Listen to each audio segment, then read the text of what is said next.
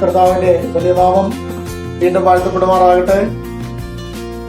നമുക്ക് ഒരുമിച്ച് വീണ്ടും ഒരു ഞായറാഴ്ച കൂടി കർത്താവിന്റെ സന്നിധിയിലായിരിക്കുവാൻ ദൈവം കൃപ ചെയ്തിരിക്കുന്നു. അതോർത്ത് കർത്താവിനെ നന്ദിയോടെ സ്തുതിക്കുന്നു.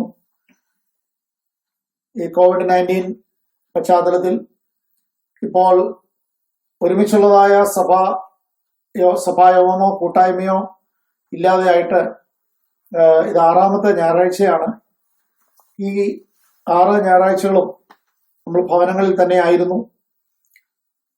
ഞായറാഴ്ചകൾ മാത്രമല്ല, മറ്റുള്ള ദിവസങ്ങളും കർത്താവിനെ മഹത്വപ്പെടുത്തുവാനും സ്തുതിക്കുവാനും ദൈവമായ കർത്താവ് നമുക്ക് അവസരം നൽകി. വളരെ സമയം പ്രാർത്ഥിക്കുവാൻ ദൈവം നമുക്ക് അവസരം നൽകി.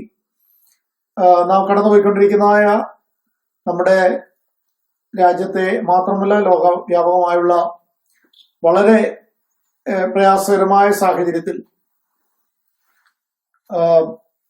ദൈവത്തിന്റെ അത്ഭുതകരമായ കരുതൽ നമ്മോടുകൂടെ ഈ ദിവസങ്ങളെല്ലാം ഉണ്ടായിരുന്നു.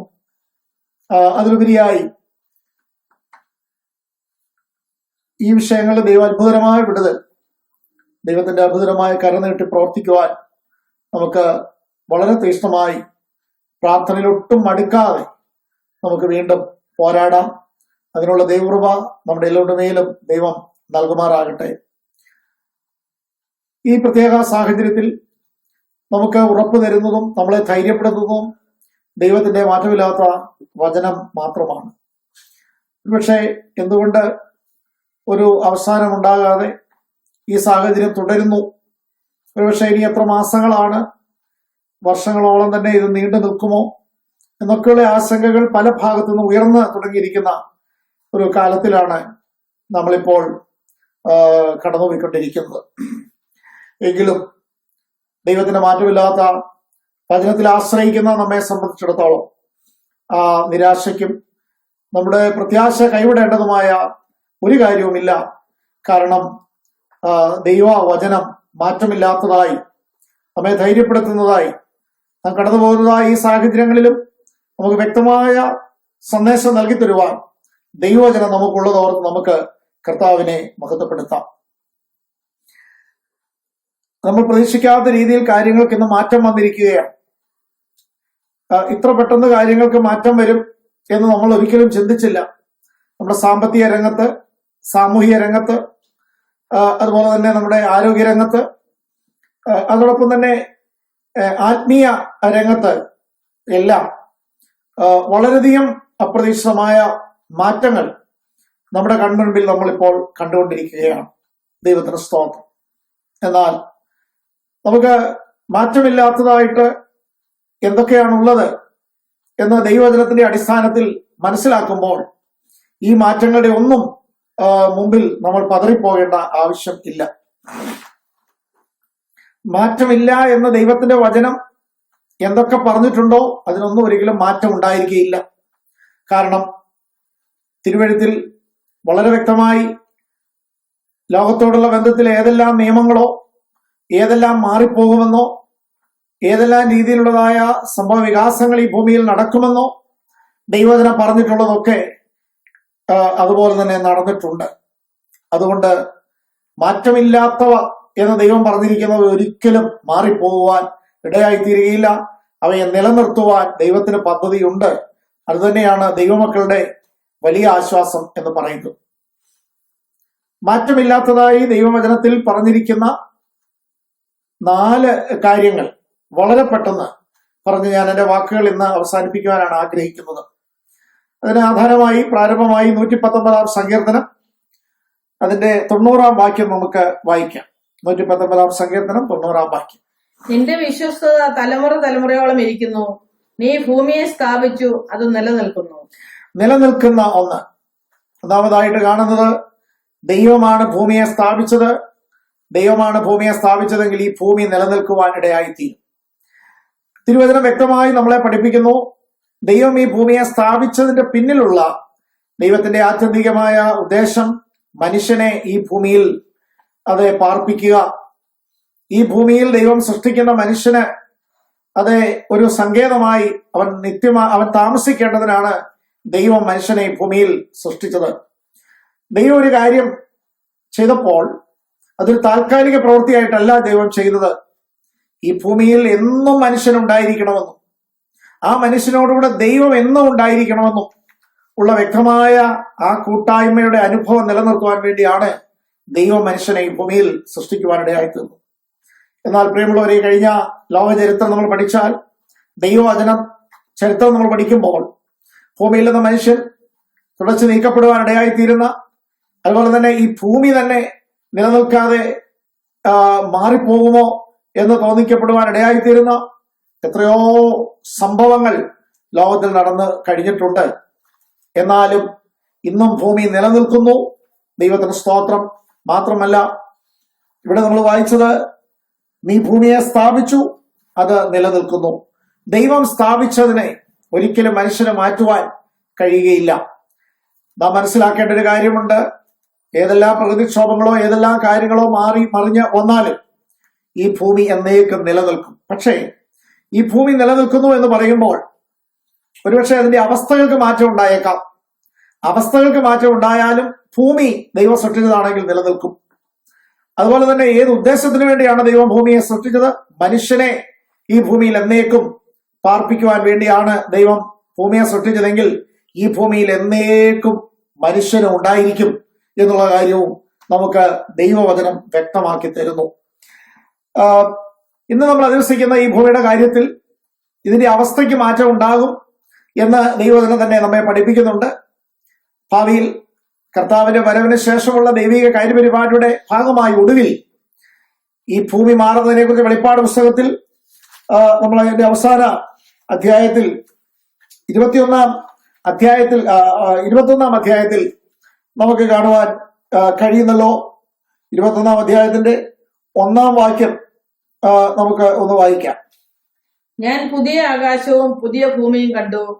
ഒന്നാമത്തെ ആകാശവും ഒന്നാമത്തെ ഭൂമിയും ഒഴിഞ്ഞുപോയി. ഇവിടെ ഭൂമി ഒഴിഞ്ഞുപോയി എന്ന് പറയുന്നത് ആ പഴയ ഭൂമിയുടെ അവസ്ഥയ്ക്ക് മാറ്റം വന്നിരിക്കുന്നു. എന്നാൽ ദൈവം സ്ഥാപിച്ച ഭൂമി എന്ന ഗോളം മാറിപ്പോയിട്ടില്ല. എന്നാൽ ഒരു പുതിയ ഭൂമി, ഒരു പുതിയ അനുഭവം, ഒരു പുതിയ അവസ്ഥ അതേ ഉള്ള ഒരു വിശേഷപ്പെട്ട ഭൂമി ദൈവം മനുഷ്യന് വേണ്ടി നിലനിർത്തും. തന്നെയുമല്ല, ആ ഭൂമിയിൽ മനുഷ്യനുണ്ടായിരിക്കും. ആ ഭൂമിയിൽ വസിക്കുന്ന മനുഷ്യരോടുകൂടെ ദൈവം ഇറങ്ങി വന്ന് അവരോടുകൂടെ വസിക്കുന്ന ഒരു അനുഭവമുള്ള ഒരു ഭൂമി ഉണ്ട്. ആത്യന്തികമായി പറഞ്ഞാൽ ഭൂമി ഒരിക്കലും മാറ്റപ്പെടുകയില്ല. തന്നെയുമല്ല, ഭൂമിയിലെ മനുഷ്യവാസവും ഒരിക്കലും മാറ്റപ്പെടുകയില്ല. പ്രിയമുള്ളവരെ, ദൈവം സ്ഥാപിച്ചതിനെ മാറ്റുവാൻ ഒന്നിന് കഴിയുകയില്ലാത്തതുകൊണ്ട് എന്നെല്ലാം നമ്മുടെ മുമ്പിൽ മാറി വന്നുകൊണ്ടിരിക്കുന്നെങ്കിലും നമുക്ക് ദൈവവചനത്തിൽ പ്രത്യാശിക്കാം. കർത്താവിന് സ്തോത്രം ചെയ്യും. ആയതുപോലെ മാറ്റമില്ലാത്തതായി തിരുവചനത്തിൽ കാണുന്ന ഒരു ഭാഗം കൂടെ നിങ്ങളുടെ ശ്രദ്ധയിലേക്ക് രണ്ടാമത്തെ കാര്യം കൊണ്ടുവരാൻ ആഗ്രഹിക്കുന്നത് 1 കൊരിന്ത്യർ 13-ാം അധ്യായത്തിന്റെ 13-ാം വാക്യം നമുക്ക് ഒന്ന് വായിക്കാം. ആകയാൽ വിശ്വാസം, പ്രത്യാശ, സ്നേഹം ഈ മൂന്നും നിലനിൽക്കുന്നു. ഇവയിൽ വലിയതോ സ്നേഹം തന്നെ. നിലനിൽക്കുന്ന 3 അനുഭവങ്ങൾ. ദൈവത്തിന് സ്തോത്രം. വിശ്വാസം, പ്രത്യാശ, സ്നേഹം. പ്രിയമുള്ളവരെ, നമ്മുടെ ജീവിതത്തില് അതെ നമ്മൾ പ്രത്യാശയുള്ളവരായിരിക്കുന്നുവെങ്കിൽ, നമ്മൾ വിശ്വാസമുള്ളവരായിരിക്കുന്നുവെങ്കിൽ, നമ്മൾ സ്നേഹമുള്ളവരായിരിക്കുന്നുവെങ്കിൽ, അവ നിലനിൽക്കുന്നുവെങ്കിൽ നാമും നിലനിൽക്കുവാനിടയായിത്തീരും. ദൈവത്തിന് സ്തോത്രം. നമ്മുടെ ജീവിതാനുഭവങ്ങളിൽ നിലനിൽക്കുവാൻ പോകുന്നത് അത് നമ്മുടെ വിശ്വാസമാണ്. ഇവിടെ പറഞ്ഞിരിക്കുന്നത് വളരെ വ്യക്തമായും ദൈവത്തിലുള്ള വിശ്വാസത്തെ കുറിച്ചാണ്. ജീവനുള്ള ദൈവത്തിലും അവന്റെ പുത്രനായ ക്രിസ്തുവിലും ആ വെളിപ്പാടിലുമുള്ള പൂർണ്ണ വിശ്വാസം നാം മുറുകെ പിടിച്ചുകൊണ്ടാൽ അത് നിലനിൽക്കുന്ന അനുഭവമായിരിക്കും.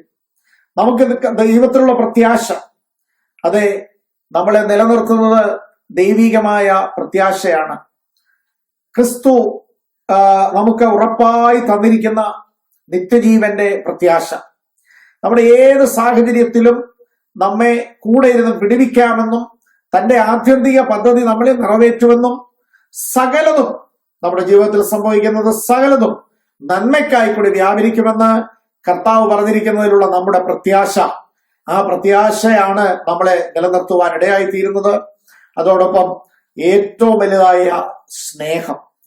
പ്രിയമുള്ളവരെ, കർത്താവിന്റെ സ്നേഹം നമ്മൾ ആഴമായി മനസ്സിലാക്കുമ്പോൾ നമ്മളിൽ ഉരുവാകുന്ന ദൈവസ്നേഹമാണ് ആ കർത്താവിനോടുള്ള നമ്മുടെ ബന്ധം, ദൈവത്തോടുള്ള നമ്മുടെ ബന്ധം, ആ സ്നേഹം ഒന്നുകൊണ്ട് മാത്രം അടിയുറച്ചതായിരിക്കുന്നുവെങ്കിൽ അത് നിലനിൽക്കുന്ന ഒരു അനുഭവമായി എന്നും നമ്മളിൽ ഉണ്ടായിരിക്കും. ദൈവത്തിന് സ്തോത്രം ചെയ്യുന്നു. അതെ, ഇവ നിലനിൽക്കും എന്ന് പറഞ്ഞാൽ ഇങ്ങനെയുള്ള ഒരു ഇമോഷൻ, ഇവ മൂന്നും അല്ലെങ്കിൽ ഒരു ഫീലിംഗ് ആണ്. അത് മനുഷ്യരുടെ ഇടയിലുള്ള ഒരു ഫീലിംഗ് ആണ്, മനുഷ്യരുടെ ഇടയിലുള്ള ഒരു ഇമോഷനാണ്. അവയിൽ പെട്ടവയാണ് ഇവ മൂന്നും. അതായത് വിശ്വാസം എന്ന് പറയുന്നത്, പ്രത്യാശ എന്ന് പറയുന്നത്, സ്നേഹം എന്ന് പറയുന്നത്. അവ നിലനിൽക്കുമെന്ന് പറഞ്ഞാൽ യഥാർത്ഥമായ വിശ്വാസവും യഥാർത്ഥമായ പ്രത്യാശയും യഥാർത്ഥമായ സ്നേഹവും ആരിലുണ്ടോ അവരാണ് നിലനിൽക്കുവാൻ പോകുന്നത്. അവര് നിലനിൽക്കുന്നതിലൂടെയാണ് ഈ വിശ്വാസവും പ്രത്യാശയും സ്നേഹവും നിലനിൽക്കുവാൻ പോകുന്നത്. ഏത് മാറി വരുന്ന സാഹചര്യത്തിലും നമ്മുടെ വിശ്വാസം നമ്മൾ കൈവിടരുത്, നമ്മുടെ പ്രത്യാശ നമ്മൾ കൈവിടരുത്, നമ്മുടെ സ്നേഹം കുറഞ്ഞു പോകുവാനിടയായി തീരരുത്. ആദിമസഭയില് അതെ, യോഹന്നാന് തന്നേക്ക് ദൈവം കൊടുത്തതായ പത്മോസിൽ വെച്ചുള്ളതായ വെളിപ്പാടിൽ ഫെസോസിലെ സഭയോട് പറയുന്നുണ്ട്, ഒരു കുറ്റം നിന്നെ കുറിച്ച് പറയുവാനുണ്ട്, ആദ്യ സ്നേഹം വിട്ടുകളയുവാനിടയായി തീർന്നു. പ്രിയമുള്ളവരെ, നാം ഇന്ന് കടന്നുപോയിക്കൊണ്ടിരിക്കുന്ന ഈ സാഹചര്യത്തിൽ ആ ദൈവസ്നേഹത്തിലേക്ക്, ആദ്യ സ്നേഹത്തിലേക്ക്, നമ്മുടെ കർത്താവിനോടുള്ള സ്നേഹത്തിലേക്ക്, ദൈവ ജനത്തോടുള്ള സ്നേഹത്തിലേക്ക്, ദൈവവചനത്തോടുള്ള സ്നേഹത്തിലേക്ക് നാം മടങ്ങി വരണം എന്നുള്ളത് കർത്താവ് നമ്മളെ കുറിച്ച് ആഗ്രഹിക്കുന്നു.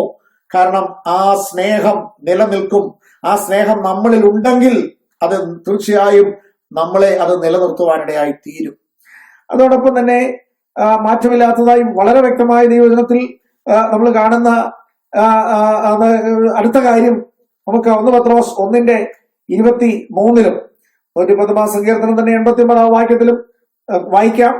അത് വ്യക്തമാക്കുന്ന മറ്റ് പല വേദഭാഗങ്ങൾ ഉണ്ടെങ്കിലും 2 വേദഭാഗങ്ങൾ മാത്രം ഇപ്പോൾ വായിക്കാം.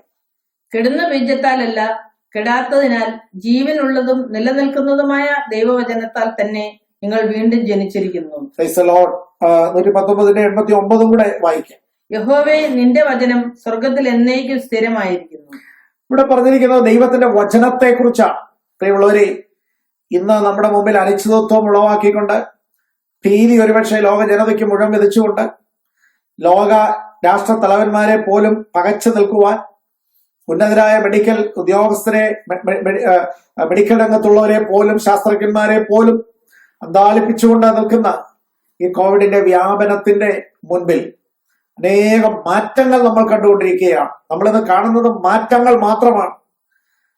എന്നാൽ ഈ മാറ്റങ്ങളുടെ എല്ലാം നടുവിൽ ഏതെല്ലാം സാഹചര്യങ്ങൾ മാറി മറിഞ്ഞുപോയി എന്ന് വന്നാലും വളരെ വ്യക്തമായി ദൈവമക്കൾക്ക് സന്തോഷവും പ്രത്യാശയുമുള്ള ഉളവാക്കുന്ന ഒരു വിഷയം എന്ന് പറയുന്നത്, നമ്മൾ വിശ്വസിക്കുന്ന ദൈവത്തിന്റെ വചനം ഒരിക്കലും മാറുവാനിടയായിത്തീരുകയില്ല. അതുകൊണ്ട് ഈ ദിവസങ്ങളിൽ നമുക്ക് ഉറച്ച് ആശ്രയിക്കുവാനായിട്ടുള്ളത്, മുറുകെ പിടിക്കുവാനായിട്ടുള്ളത് ദൈവത്തിന്റെ വിലയേറിയ വചനത്തിലാണ്. പ്രിയമുള്ളവരെ, നമുക്ക് കൂടുതൽ സമയം ദൈവവചനം വായിക്കാം, ദൈവവചനം മനസ്സിലാക്കാം, ദൈവവചനത്തിൽ കൂടുതൽ നമുക്ക് ധൈര്യപ്പെടാം. കാരണം ആരെല്ലാം മാറിയാലും എന്തെല്ലാം മാറിയാലും ഒരിക്കലും മാറാത്തത് ദൈവത്തിന്റെ വചനമാണ് എന്ന് ഇവിടെ വ്യക്തമായി നമ്മൾ കാണുന്നു. കർത്താവിന്റെ സ്തോത്രം. അത് പത്രോസിന്റെ ലേഖനത്തിൽ നമ്മൾ വായിക്കുവാനിടയായി തീർന്നത്, നിങ്ങൾ നിലനിൽക്കുന്നതും ജീവനുള്ളതുമായ ദൈവവചനത്താൽ വീണ്ടും ജനിച്ചിരിക്കുന്നു. അത് നമുക്ക് നൽകി തരുന്ന ഒരു ഉറപ്പ് കൂടി എവിടെയുണ്ട്. എന്താണ്? ഒരിക്കലും മാറ്റമില്ലാത്ത, മാറിപ്പോകാത്ത ഒന്നാണ് ദൈവവചനം. ആ ദൈവവചനമാണ് ഒരു ദൈവ പൈതലിന്റെ അടിസ്ഥാനം എന്ന് പറയുന്നത്. നാം ദൈവവചനത്താൽ എന്ത് ചെയ്യപ്പെട്ടിരിക്കുന്നു? വീണ്ടും ജനിച്ചിരിക്കുന്നു. ദൈവവചനത്തിന് മാറ്റമില്ലെങ്കിൽ ആ ദൈവവചനം ജനിപ്പിച്ചതിനും മാറ്റം ഉണ്ടാകത്തില്ല. ദൈവത്തിന് സ്തോത്രം. ഈ ലോകത്തിൽ അനേക ധനാഢ്യർ മാറിക്കൊണ്ടിരിക്കുന്നു, സൗന്ദര്യമുള്ളവർ മാറിക്കൊണ്ടിരിക്കുന്നു, ആരോഗ്യവാന്മാർ മാറിക്കൊണ്ടിരിക്കുന്നു, എല്ലാ സാഹചര്യങ്ങളും മാറ്റം വന്നുകൊണ്ടിരിക്കുന്നു. എന്നാൽ ഒരുപക്ഷെ ദരിദ്രനാണെങ്കിലും, സാമ്പത്തിക ആരോഗ്യം കുറവാണെങ്കിലും, സൗന്ദര്യം കുറവാണെങ്കിലും, ലോകത്തിൽ വലിയ അംഗീകാരമോ ഉയർച്ചയോ ഒന്നും ഇല്ലാത്തൊരു വ്യക്തിയാണ് നിങ്ങൾ എങ്കിൽ പോലും ഒരു കാര്യം ഉറപ്പാണ്, നിങ്ങൾ മാറ്റമില്ലാത്ത ദൈവവചനത്താൽ വീണ്ടും ജനിക്കപ്പെട്ടൊരു ദൈവ പൈതലാണെങ്കിൽ ഒരിക്കലും നിങ്ങൾക്ക് മാറ്റം ഉണ്ടാകില്ല, നിങ്ങൾക്കൊരു അവസാനം ഉണ്ടാകില്ല, നിങ്ങൾ നിലനിൽക്കുവാനിടയായി തീരും. Praise the Lord. ദൈവവചനത്തിന്റെ നിലനിൽപ്പ് നമ്മുടെ നിലനിൽപ്പ് തന്നെയാണ്. ആകാശം മാറിപ്പോവും, ഭൂമി മാറിപ്പോവും, ദൈവവചനത്തിലെ ഒരു വള്ളിക്കോ പുള്ളിക്കോ മാറ്റം വരുവാനിടയായി തീരുകയില്ല. കർത്താവിന് സ്തോത്രം. ആകയാൽ നമുക്ക് വീണ്ടും ദൈവവചനത്തെ മുറുകെ പിടിക്കാം. ഒട്ടും അധൈര്യപ്പെടാതെയും സംശയിക്കാതെയും ഈ വചനത്തിൽ ഉറച്ച് നമുക്ക് മുൻപോട്ട് പോകാം. ഈ വചനം നമ്മളെ അന്ത്യം വരെ നിലനിർത്തുവാൻ ഇടയായിത്തീരും. ഒടുവിലായി 1 യോഹന്നാൻ 2-ാം അധ്യായം 17-ാം വാക്യവും കൂടെ നമുക്ക് വായിക്കാം. ലോകവും അതിന്റെ മോഹവും ഒഴിഞ്ഞു പോകുന്നു, ദൈവേഷ്ടം ചെയ്യുന്നവനോ എന്നേക്കും ഇരിക്കുന്നു. ലോകവും അതിന്റെ മോഹവും ഒഴിഞ്ഞു പോകുന്നു, ദൈവേഷ്ടം ചെയ്യുന്നവനോ എന്നേക്കും ഇരിക്കുന്നു എന്ന് പറഞ്ഞാൽ നിത്യ ജീവനിൽ, ഒരിക്കലും അവസാനിക്കാത്ത ജീവനിൽ തുടരുവാനിടയായിത്തീരുന്ന അതിശ്രേഷ്ഠമായ ഭാഗ്യകരമായ അവസ്ഥ ഒരു ദൈവ പൈതലിന് ഇവിടെ ഉറപ്പായി വാഗ്ദത്തം ചെയ്തിരിക്കുകയാണ്. നമ്മുടെ ജീവിതത്തിൽ ദൈവം തന്നിരിക്കുന്ന ഏറ്റവും വലിയ വാഗ്ദത്തം എന്താണ്? കർത്താവിന് സ്തോത്രം. ഞാൻ ഇന്ന് ഒരു ദേവദാസനുമായിട്ട് സംസാരിച്ചപ്പോൾ ആ ദേവദാസൻ പറയുകയായിരുന്നു, അതെ, താൽക്കാലികമായി ഈ ലോകത്തിലെ വാഗ്ദത്തങ്ങൾ ദൈവജനങ്ങളോട് പറഞ്ഞ് ദൈവജനങ്ങളെ ഈ ലോകത്തിന്റെ താല്പര്യങ്ങളിലും ഇവിടുത്തെ ഉയർച്ചയിലും ഇവിടുത്തെ സമൃദ്ധിയിലും തളച്ചിടുവാൻ വേണ്ടി വചനവിരുദ്ധമായ എത്രയോ വാഗ്ദത്തങ്ങളാണ് അനേകര് ദൈവദാസന്മാരെന്നുള്ള പേരിലുള്ളവർ പോലും ജനങ്ങൾക്ക് നമ്മുടെ നാട്ടിൽ നൽകി കൊടുത്തുകൊണ്ടിരുന്നത്. ക്രിസ്തുവുമായി ആഴമായ ബന്ധമില്ലാത്ത അനേകർ ദൈവമക്കൾ എന്ന് അറിയപ്പെട്ടിരിക്കുന്നവർ തന്നെ അവർക്ക് ആശ്രയവും സന്തോഷവുമായിരുന്നതെല്ലാം ഈ ലോകത്തിലെ വാഗ്ദത്തങ്ങളായിരുന്നു. ഇന്ന് കിട്ടുന്ന, നാളെ കിട്ടുന്ന, ഇവിടെ ലഭിക്കുന്ന ഉയർച്ച, വളർച്ച, വലിയ ഉന്നതമായ അനുഭവങ്ങളുടെ അവസ്ഥകൾ, ഇവയെല്ലാമായിരുന്നു അവരെ സംബന്ധിച്ചിടത്തോളം അവർക്ക് പ്രത്യാശയും സന്തോഷവും ഉള്ളിൽ ലഭിച്ചുകൊണ്ടിരുന്നത്. എന്നാൽ ഇപ്പോൾ കടന്നു പോകുന്ന ഈ സാഹചര്യത്തിൽ ഈ വാഗ്ദത്തങ്ങളൊക്കെ എവിടെ പോയി? ഈ വാഗ്ദത്തങ്ങൾ ഇന്ന് ആർക്കെങ്കിലും പറയാനുണ്ടോ എന്ന് ഒരു ദൈവദാസൻ ഇന്ന് സംസാരിച്ചപ്പോൾ എന്നോട് പറയുവാനിടയായി തീർന്നു. എന്നാൽ പ്രിയമുള്ളവരെ, നമ്മൾ ഓർക്കണം, ദൈവവചനത്തിൽ വളരെ വ്യക്തമായി എഴുതിയിട്ടുണ്ട്, ദൈവം നമുക്ക് നൽകി തന്നിരിക്കുന്ന, അവൻ നമുക്ക് നൽകി തന്നിരിക്കുന്ന ഏറ്റവും വലിയ വാഗ്ദത്തം എന്താണ്? ഏറ്റവും അടിസ്ഥാനപരമായ വാഗ്ദത്തം എന്താണ്? യേശു ക്രൂശിൽ വന്ന് യാഗമായി തീർന്നതിലൂടെ ദൈവം നമുക്ക് നൽകി തന്ന, തന്നിൽ വിശ്വസിക്കുന്നവർക്ക് നൽകി തന്നിരിക്കുന്ന ഏറ്റവും വലിയ വാഗ്ദത്തം എന്താണ്? നിത്യജീവൻ തന്നെ. ദൈവത്തിന് സ്തോത്രം. അതെ, തന്റെ ഏകജാതനായ പുത്രൻ വിശ്വസിക്കുന്ന ഏവനെ നശിച്ചു പോകാതെ നിത്യജീവൻ പ്രാപിക്കേണ്ടതിന് ദൈവം അവനെ നൽകുവാൻ തക്കവണ്ണം ലോകത്തെ സ്നേഹിച്ചു. അവൻ നമ്മളെ സ്നേഹിച്ചത് ഇവിടെയുള്ള ഉയർച്ചയ്ക്കും ഇവിടെയുള്ള വലിയ തഴപ്പിനും ഇവിടെയുള്ള അഭിവൃദ്ധിക്കും വേണ്ടി ആയിരുന്നില്ല, മറിച്ച് നമ്മുടെ ജീവൻ നാശത്തിലേക്ക് പോകാതിരിപ്പാൻ, നിത്യ നരകത്തിലേക്ക് പോകാതിരിപ്പാൻ അവൻ തന്റെ ജീവൻ നമുക്ക് വെച്ചു തന്നു. അവനിൽ വിശ്വസിക്കുന്നവർക്ക് നിത്യജീവൻ അവൻ ഉറപ്പായി നൽകിയിരിക്കുന്നു.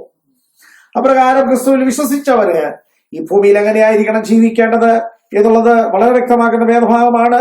1 യോഹന്നാനിൽ നമ്മൾ വായിച്ച 2-ന്റെ അതിന്റെ മുകളിലുള്ള 1-2 വാക്യങ്ങൾ കൂടെ ഒന്ന് വായിക്കാം. 15, 16, 17 വാക്യങ്ങൾ ചേർത്ത് ഒന്ന് വായിക്കാം. ലോകത്തെയും ലോകത്തിലുള്ളതിനെയും സ്നേഹിക്കരുത്. ഒരുവൻ ലോകത്തെ സ്നേഹിക്കുന്നുവെങ്കിൽ അവനിൽ പിതാവിന്റെ സ്നേഹമില്ല. ജഡമോഹം, കൺമോഹം, ജീവനത്തിന്റെ പ്രതാപം, ഇങ്ങനെ ലോകത്തിലുള്ളതെല്ലാം പിതാവിൽ നിന്നല്ല, ലോകത്തിൽ നിന്നത്രയാകുന്നു.